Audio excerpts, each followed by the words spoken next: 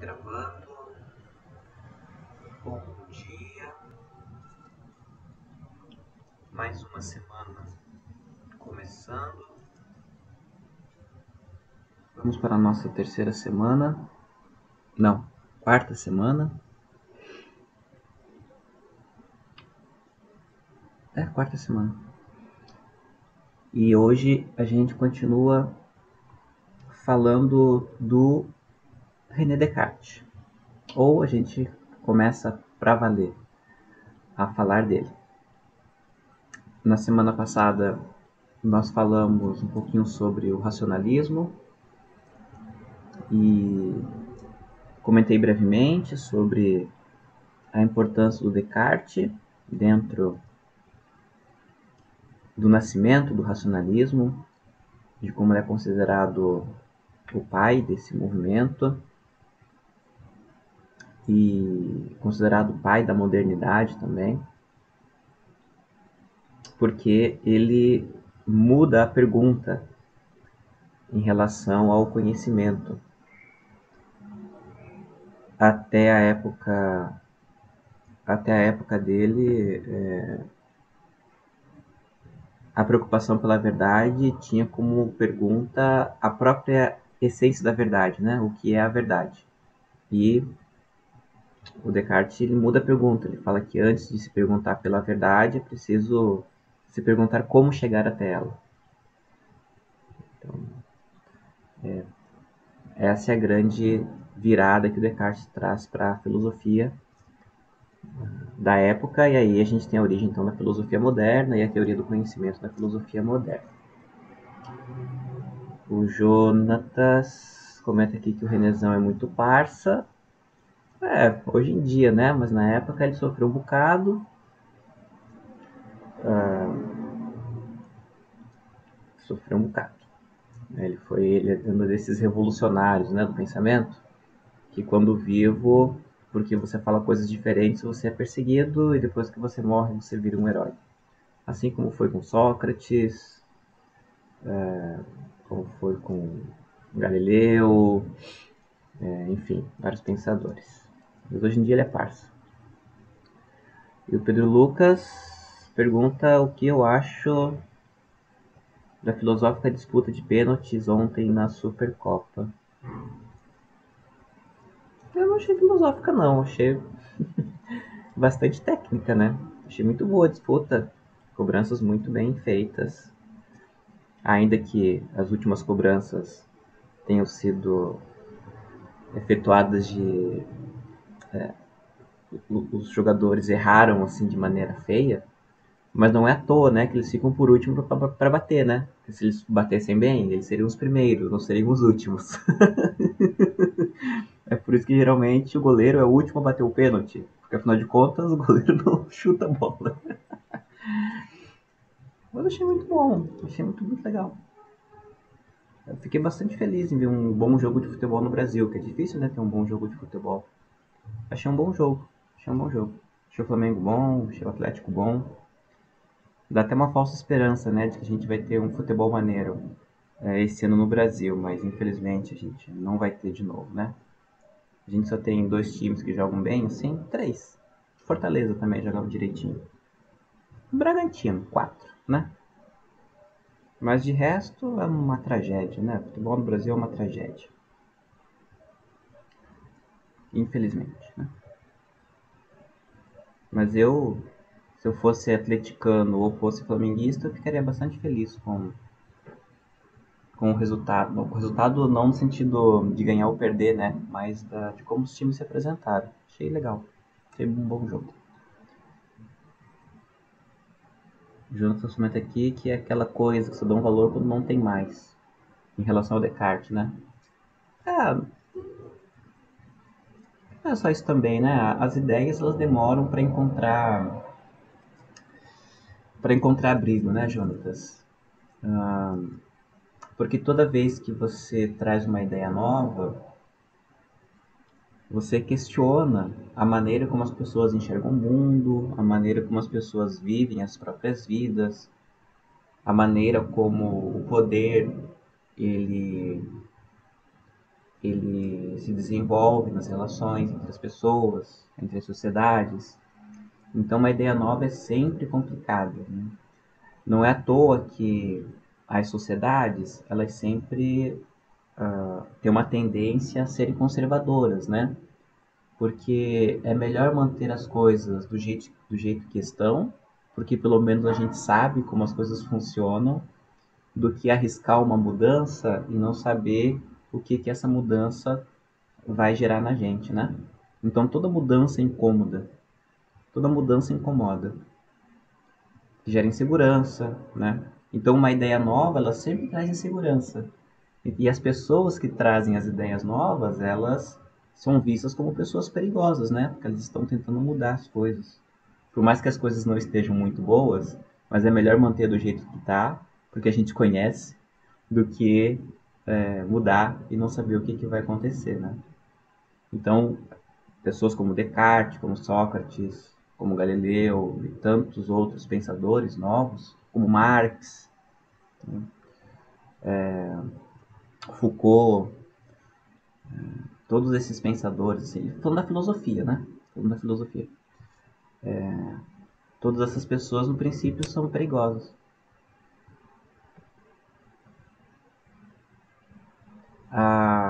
E assim, toda ideia depois que nasce, ela é imparável. Tá? Então ela encontra o caminho, às vezes ela fica bastante visível, às vezes ela fica um pouco invisível, mas a ideia está presente, ela corre, e uma hora ela flora. O Jonatas fala que entrou russo na conversa. Não, Marx não é russo, Jonatas. Marx é alemão. O Marx não é russo. Apesar do comunismo, apesar do comunismo ter expressão na Rússia, né, ter ganhado maior expressividade na Rússia, mas o comunismo é um movimento que nasce na Europa, assim, na França, na Alemanha, na Inglaterra, né? E ela vai acabar sendo uma ideia desenvolvida na, na Rússia e colocada em prática, né? Na Rússia e a partir da Rússia colocada em outros países, Vietnã, Cuba, né? Dessa galera aí, quem era russo era o Lenin, que era o amigo do Marx, tá? Marx e Lenin eram parceirinhos, eram amigos. Então, só que o Marx era alemão, o Lenin era um russo que morava na Inglaterra. A família do Lenin eram burgueses, né? Eram donos de indústrias têxteis na Inglaterra. Então o Lenin ele era russo, mas que morava na Inglaterra. O Marx era alemão. Tá?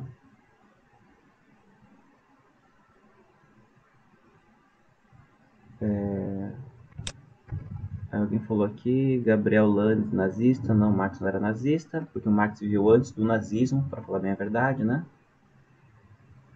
O nazismo é uma teoria que vem com Hitler, a partir lá de 1930, alguma coisa assim, não lembro exatamente. O Marx morreu antes de 1900. Então, Marx não. Inclusive, o nazismo, o partido nazista, ele surge com o intuito de combater o Partido Comunista. Tá?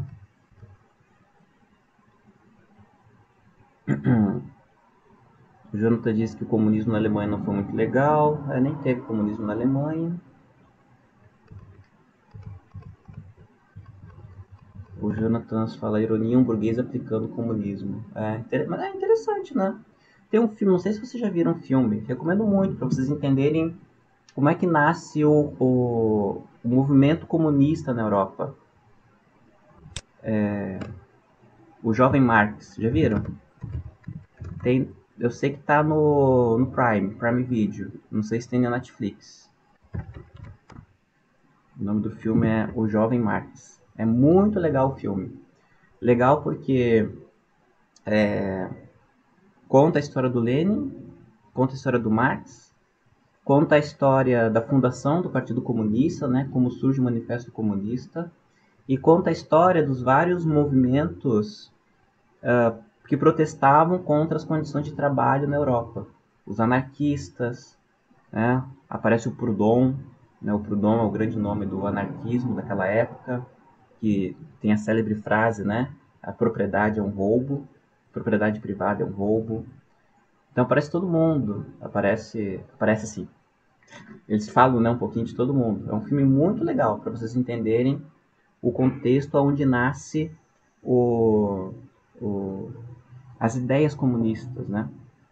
É um filme muito legal. Assim, vocês vão parar de falar bobagem em relação ao comunismo, né? O Jean fala aqui que extremos, nazismo e comunismo. Não são extremos porque o nazismo não tem nada, o comunismo e o nazismo não tem a ver uma coisa com a outra. O nazismo ele prega a supremacia de uma raça, né? É isso que o nazismo prega. O comunismo ele prega a abolição da propriedade privada. São coisas completamente diferentes. Nazismo e comunismo não são extremos porque eles não estão discutindo a mesma coisa, eles estão discutindo coisas diferentes. Então não é uma coisa extrema a outra, não. Tá? Não. Gente, tem que estudar. Tem que estudar, não fica caindo aí em meme de WhatsApp, de Facebook, ouvindo aí o que o Bolsonaro fala. Não, vocês têm que estudar. Vocês são alunos, vocês têm 15, 16 anos, vocês estão na escola, vocês têm contato com professores, vocês estão aí, vocês só tem tempo de estudar, não tem que trabalhar, ou a maioria de vocês não precisa trabalhar, né? Então, assim, tem que estudar, gente. Não é admissível que vocês fiquem replicando bobagens de Facebook, de Instagram, de TikTok, de WhatsApp. Desculpa, não pode. Tem que estudar, tá? Se não sabe onde começar a estudar, tem que perguntar para os professores. Tá bom? Rafael, Oi, Jean, pode falar. eu estava me expressando mal mesmo. Foi nesse sentido, de que não tem nada a ver um com o outro. Ah, tá. Tá bom, não, sem problema. É que eu tô tão incomodado assim com as bobagens que chegam até mim sobre nazismo e comunismo e enfim, que é, né? Eu preciso chamar essa atenção de vocês, né? Tem que estudar, gente, tá? Pergunta, a gente responde, não tem nenhum problema não. E falar das teses, quando você pergunta para um professor e um professor fala as teses do comunismo, fala as teses do nazismo, a gente não está defendendo não, tá? A gente está explicando o que que é, certo?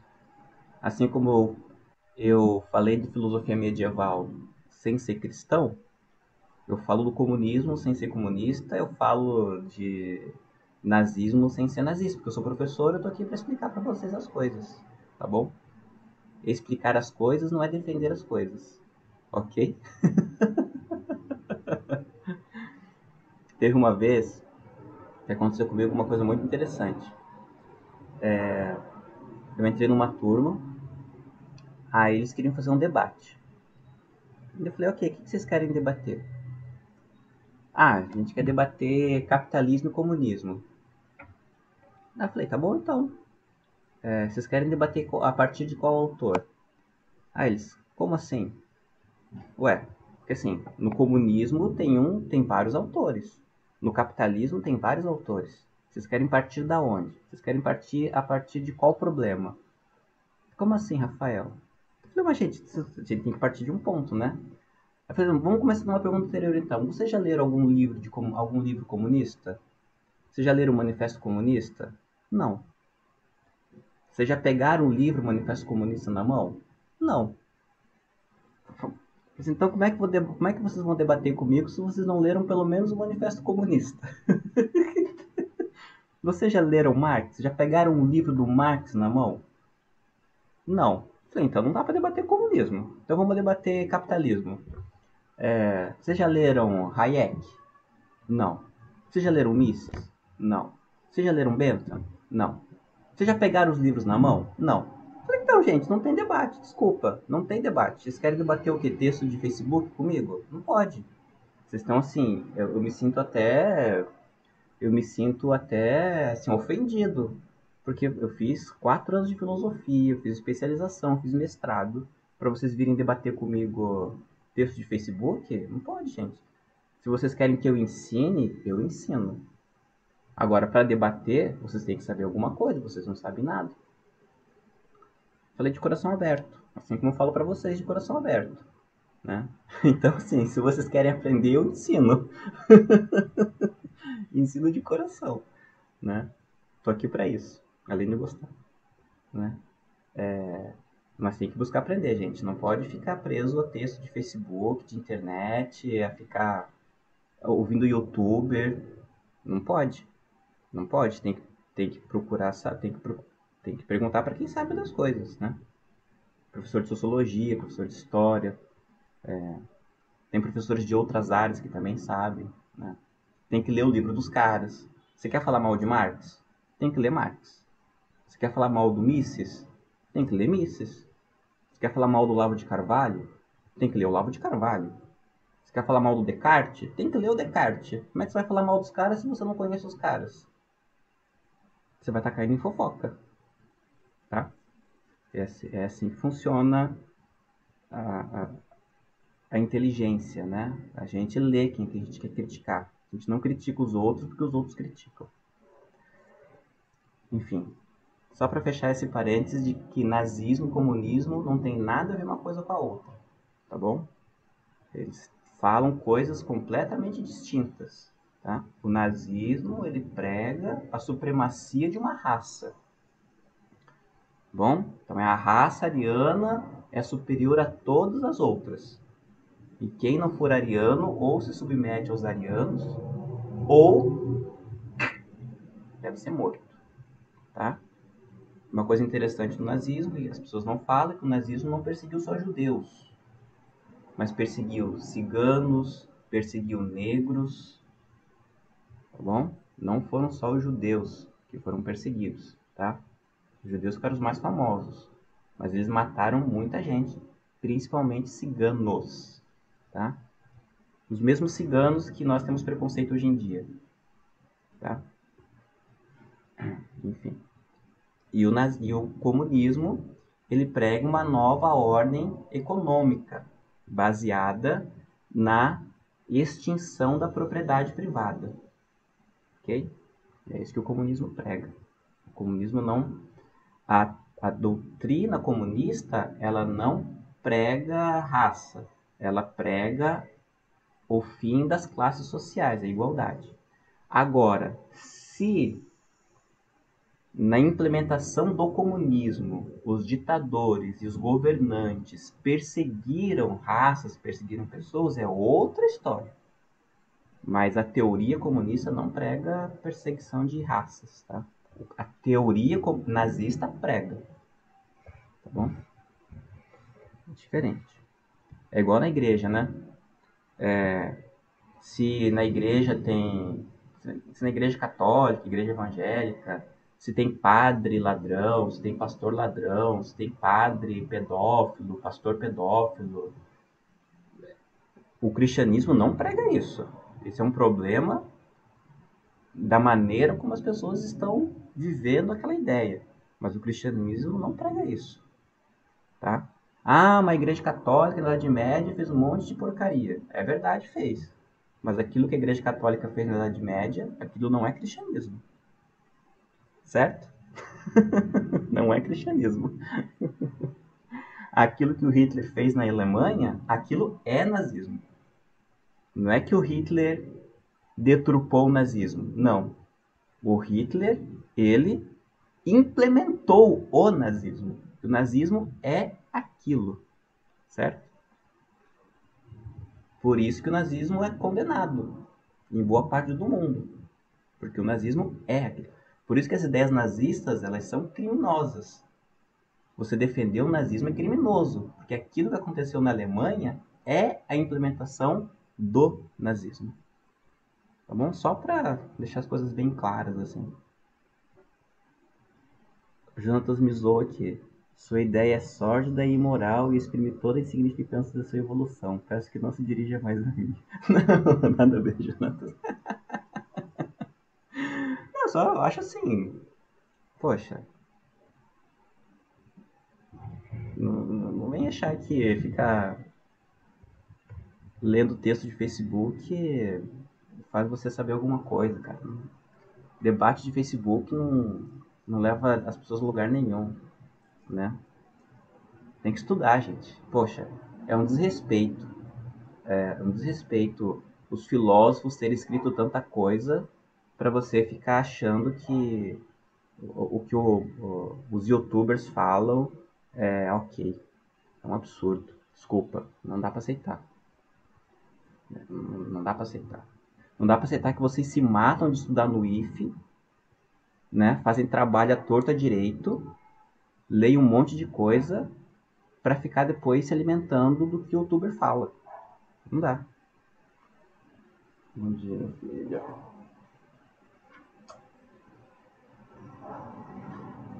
Bom, então assim, pô, vocês estudam pra caramba pra ficar para ficar para ficar aceitando o que vem em mensagem de WhatsApp e meme de Facebook. Não pode, gente, pelo amor de Deus, vocês estão no IF, caramba, né?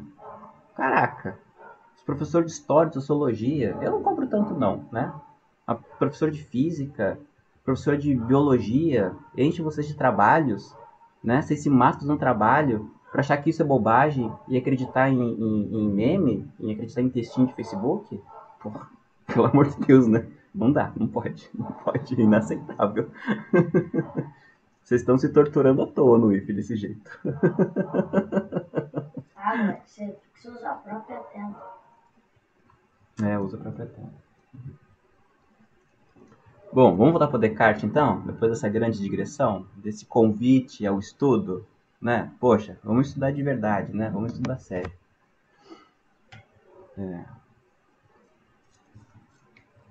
Descartes. Então, o Descartes mudou tudo, tá? Eu recomendo que vocês leiam o texto que eu escrevi lá na aula, porque eu fiz um texto contando a história do Descartes, a vida dele, de como ele foi para a escola, e ele se frustrou na escola, porque ele achava que a escola não ensinou as coisas direito. Aí ele abandona os estudos, vai viajar, porque ele diz que a maneira de conhecer o mundo, a melhor maneira de conhecer o mundo é conhecendo o próprio mundo e não na escola. Aí ele vai e ele entra na guerra, e durante uma viagem da guerra, ele estava de saco cheio dos colegas soldados dele, ele achava que as conversas dos soldados eram todas inúteis. Ele se tranca num quarto, passa uma semana trancado no quarto, e quando ele sai, uau, descobri a verdade. E aí ele sai do exército, ele vira professor, vira filósofo, e tem um certo reconhecimento, e no final da vida ele é enterrado num cemitério de pessoas indigentes, digamos assim. Então, essa é um pouquinho da história do Descartes. Eu recomendo que vocês leiam, uma história muito, muito interessante, a história do Descartes. Então, o Descartes ele descobre a teoria filosófica dele trancado num quarto escuro, porque ele achava que a conversa dos amiguinhos dele eram muito chatas, não eram produtivas. Então ele resolveu ficar sozinho, pensando sozinho, porque é melhor do que ficar jogando conversa furada, né? E que não engrandece ninguém. É assim que o Descartes descobre o método filosófico dele. Porque, como eu disse semana passada, né? O Descartes ele via que a filosofia defendia a verdade, mas os filósofos não concordavam a respeito do que era a verdade. Então, como é que pode todo filósofo dizer que encontrou a verdade, mas nenhum filósofo concordar com o outro a respeito do que seja a verdade? E aí, então, ele percebe que o problema era que a pergunta estava sendo errada. Né? Não se tinha que perguntar o que é a verdade, mas tem que se perguntar sobre como se conhece a verdade. Então, ao invés de se perguntar sobre a essência da verdade, tem que se perguntar sobre um método para conhecê-la. E a defesa do Descartes é essa. É preciso ter um método correto para você chegar ao conhecimento correto. E aí a constatação que o Descartes faz olhando a filosofia que veio antes dele, é isso, né? Os filósofos chegam a conclusões diferentes a respeito do que seja a verdade, porque eles consideram coisas diferentes a respeito do mundo. Então, quando a gente considera coisas diferentes, a gente chega a conclusões diferentes. Deixa eu pensar num exemplo aqui.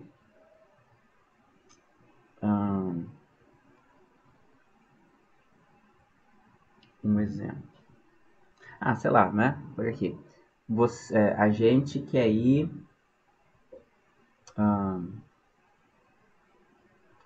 Eu quero ir para Campos. Para Campos. E aí eu posso, de Itaperuna para Campos, né? Quero ir de Itaperuna para Campos. Aí uma pessoa vai com ônibus da 1001, outra pessoa vai com ônibus da Brasil e outra pessoa vai de carro. Cada uma dessas pessoas vai ter 3 impressões diferentes a respeito da viagem Itaperuna-Campos. A pessoa que vai de carro vai dizer, foi tranquila a viagem. 1h30, nem lembro quanto tempo dá Itaperuna-Campos. Mas em 1h30, 2 horas, eu cheguei lá rapidão, tranquilo, foi boa a viagem. O cara que vai de 1001 vai dizer, cara, foi meio chata a viagem, porque eu saí de Itaperuna, aí eu parei na cidade do lado de Itaperuna, que eu já esqueci o nome, aí depois entrou em outra cidade, aí chegou em Campos. Então foi chato, porque, poxa, parou em 2 cidadezinhas, não entrou ninguém no ônibus, chatão. O cara que vai de Brasil, para ele é um pesadelo, porque o ônibus da Brasil para em qualquer árvore balançando. A árvore balançou o galho, o ônibus da Brasil para. Então todas essas pessoas estão indo para Campos. Só que elas pegaram conduções diferentes para chegar até Campos. Então o que vai de carro acha de boas, o que vai de 1001 acha mais ou menos, e o que vai de Brasil nunca mais quer fazer essa viagem. Porque pegaram condições diferentes de viagem. É mais ou menos isso que o Descartes está falando a respeito do conhecimento. A gente não chega às mesmas conclusões a respeito da verdade, a respeito do conhecimento, porque a gente considera coisas diferentes a respeito do conhecimento. E aí as conclusões são diferentes.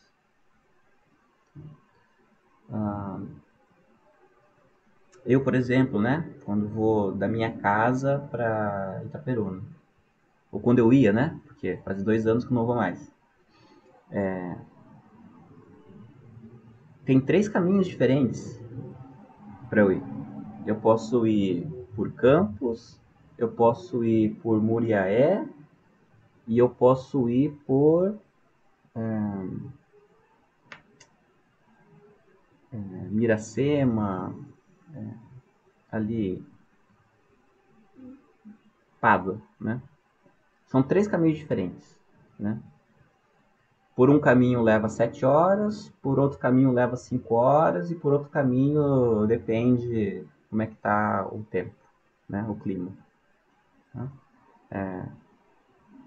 Então, assim, a primeira vez que eu fui por Campos, pela BR-101, foi ótimo.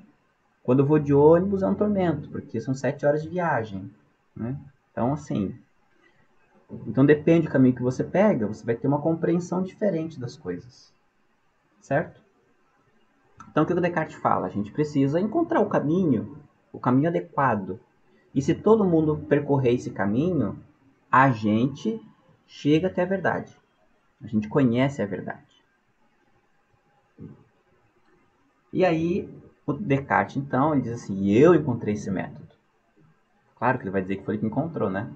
Eu encontrei esse método E eu vou ensinar esse método para vocês. E o Descartes descreve esse método o que para nós é um livro hoje, né? Mas à época era o capítulo de um livro dele. O livro que ele escreve isso é O Discurso do Método.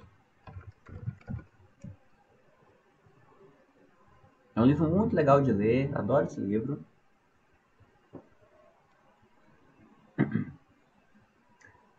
O Jonatas pergunta aqui, o caminho não seria diferente para cada um? Então, esse é o problema que o Descartes aponta. O problema é que cada um segue um caminho diferente. O que o Descartes propõe é que todos nós sigamos o mesmo caminho. Entendeu, Jonatas? O Descartes ele percebe isso. Cada um segue um caminho diferente. E todos esses caminhos, segundo Descartes, que as pessoas seguem, têm problemas. Então a gente precisa chegar ao acordo a respeito de um caminho.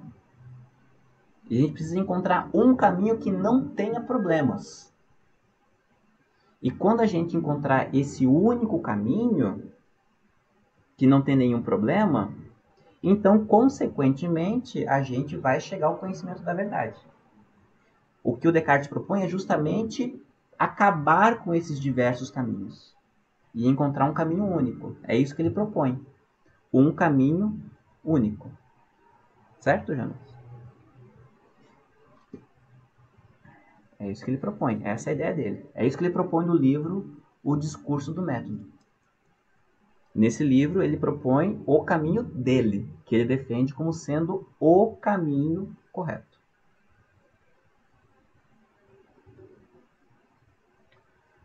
O Jonathan comenta aqui que acha que o caminho mais fácil sem problemas é aquele que cada pessoa acha mais fácil. Então, Jonathan, nem sempre o mais fácil é o melhor. Né? Às vezes o caminho mais fácil torna as coisas mais difíceis.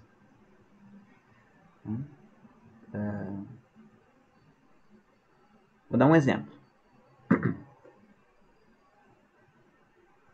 Você está namorando e aí não quer mais namorar, quer terminar um namoro.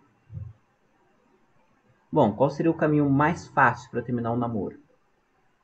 Você bloqueia a pessoa no Instagram, bloqueia no WhatsApp e desaparece no mundo, né? É o caminho mais fácil, você desaparece. Né? É o mais fácil. Mas isso torna as coisas mais difíceis. Porque a outra pessoa, sei lá, vai ficar magoada, vai ficar indo atrás de você, vai ficar te perseguindo, querendo saber o que aconteceu, me diz o que aconteceu, quero entender o que aconteceu, etc e tal. Qual é o caminho mais difícil para você terminar um namoro?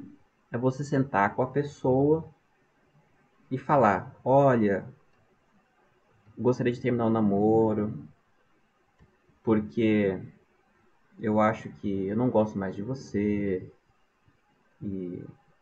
ou eu gosto de outra pessoa, por favor, me perdoa, não me bate no meio da rua, como diz o Jonas aqui, né?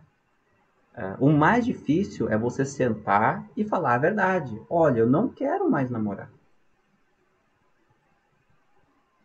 Esse é o mais difícil. Porque o mais fácil é você desaparecer no mundo ou você fazer uma bobagem para gerar uma situação e terminar um namoro.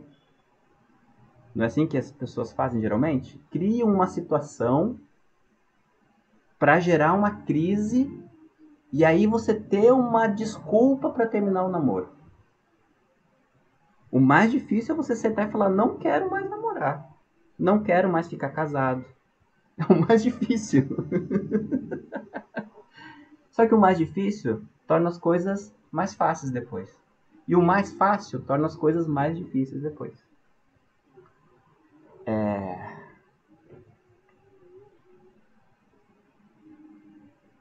Então, deixar com que cada pessoa decida por si mesma não é o melhor caminho, mesmo porque a gente não sabe direito das coisas. E aí, a gente precisa aprender com quem sabe, ou a gente precisa sentar e conversando descobrir o melhor caminho para todo mundo, trocando as experiências, trocando ideia. E a partir dessa troca de ideias, então novos saberes são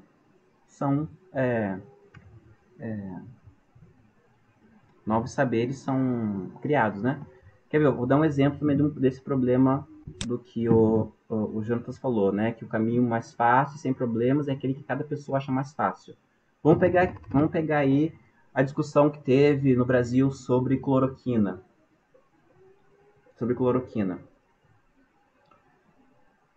Qual o caminho mais fácil que as pessoas acharam para decidir se cloroquina funcionava ou não? A experiência pessoal. Muitas pessoas falavam assim: eu tomei cloroquina e não fiquei doente. Ou eu tomei cloroquina e melhorei. É o mais fácil, eu usar a minha experiência pessoal para justificar alguma ideia. Eu não tomei, né? Eu tomei e não fiquei doente. Ou eu fiquei doente, tomei e melhorei. A minha experiência é o mais fácil para mim, usar a minha própria experiência. É o mais fácil. Só que tem um problema nessa tua experiência, porque as outras pessoas fizeram o que você fez e tiveram consequências diferentes. Tiveram pessoas que tomaram cloroquina e ficaram doentes. Tem pessoas que ficaram doentes, tomaram cloroquina e morreram. E tem pessoas que não tomaram cloroquina e não ficaram doentes, que foi o meu caso. Tem pessoas que ficaram doentes, não tomaram cloroquina e foram curadas. Então, se cada um usar a sua própria experiência como critério de conhecimento, nós temos um problema sério para decidir se a cloroquina funciona ou não funciona. Deu para entender o que eu quis demonstrar, Jonatas, a respeito do cada um usa o que é mais fácil para si mesmo?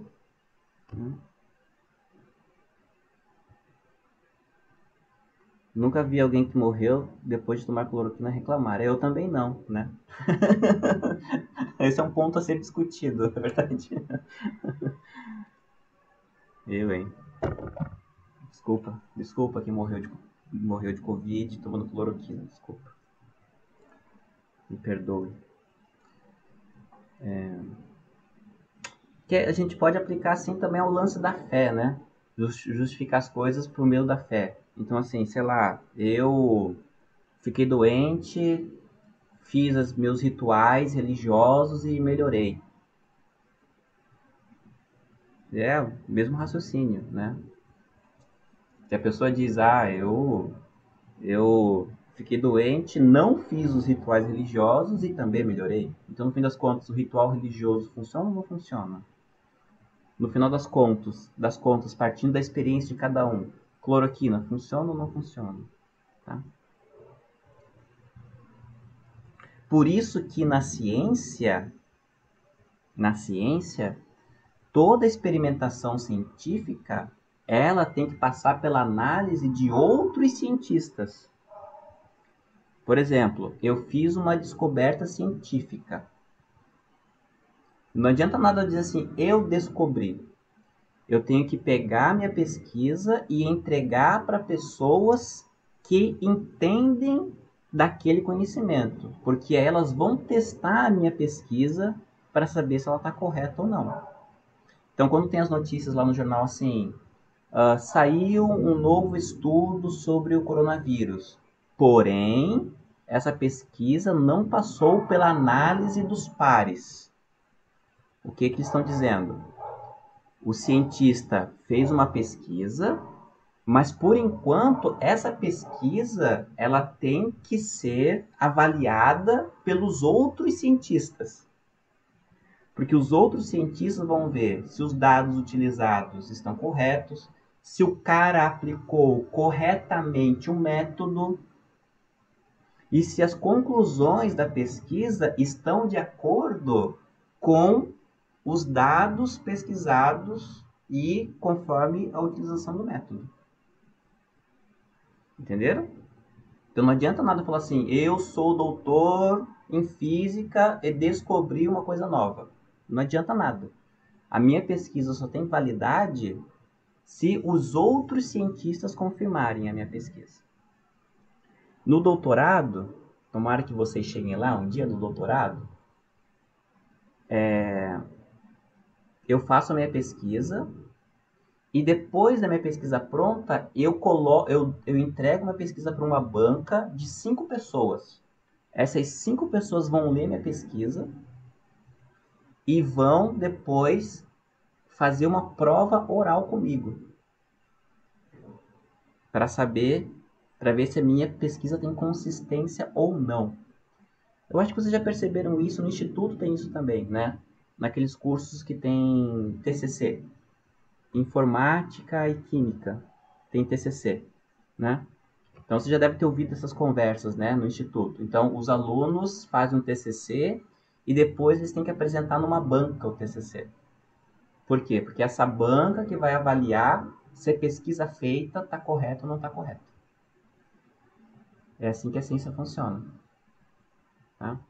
Da onde é que vem essa intuição? Do Descartes. De que a conclusão só é confiável se o método usado é confiável. Se você não usa um método confiável, a conclusão do seu pensamento também não é confiável. É isso que Descartes traz de novo para a filosofia e para a ciência. Para um conhecimento ser confiável, é preciso que o método que levou a esse conhecimento também seja confiável. A ideia pode ser muito bonita, mas a gente precisa saber como é que essa ideia ela foi construída. E aí eu até vou usar aqui uma imagem da Bíblia, né? Que eu acho muito legal. Tem lá umas frases de Jesus, né? Em que ele fala assim, ele faz a comparação entre o cara que constrói a casa sobre a areia e sobre a rocha. Tem um negócio assim, né? Então a casa sobre a areia, ela não é uma casa confiável, porque um terreno arenoso, ele não tem firmeza. E vem a chuva e leva tudo. Foi o que aconteceu, por exemplo, em Petrópolis, né? Qual foi o problema lá de Petrópolis?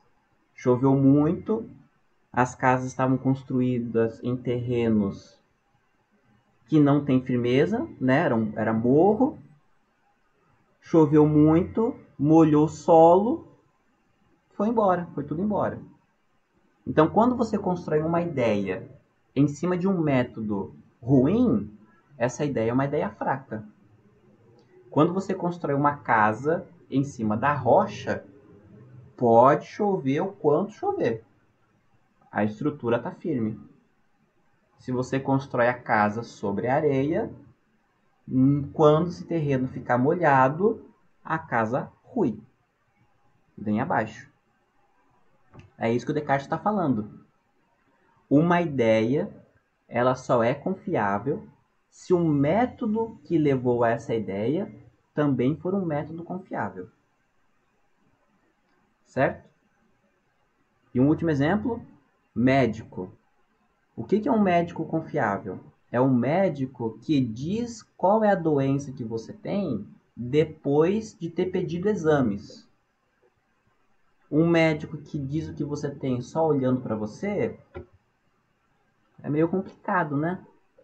É meio complicado isso.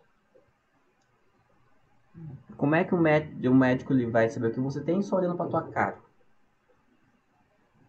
Ele tem que olhar tua garganta, medir temperatura, e aí pedir exames. Exame de sangue, sei lá, uma ultrassonografia, alguma coisa assim. Porque a tua cara... E o que a tua cara fala sobre? A tua cara só fala que você tá mal. É a única coisa que a tua cara fala, que você não tá bem. Né? Agora, para saber o que o teu corpo tem, qual é o problema? É preciso de exames. Certo? Então, os exames dão dados que vão oferecer para o médico qual é o caminho do tratamento. Tem método para isso. Existem métodos. O médico não tira da cabeça dele as coisas, ou não deveria, pelo menos, né? Ele tem que seguir um método. certo? É isso que o Descartes fala. Essa é a novidade que ele traz. A ideia hoje era eu falar dos passos do método Descartes. Mas não deu, né? O nazismo e o comunismo entraram aí no nosso caminho, né? E não deu tempo. Mas semana que vem, sem falta, eu falo então dos 4 passos do método cartesiano. Aí eu mostro como é que o Descartes ele aplica esse método para chegar à ideia do penso logo existo. Certo? Porque o Descartes ele pega o método e aplica o método. Esse que é o legal dele. Ele cria e aplica o método dele.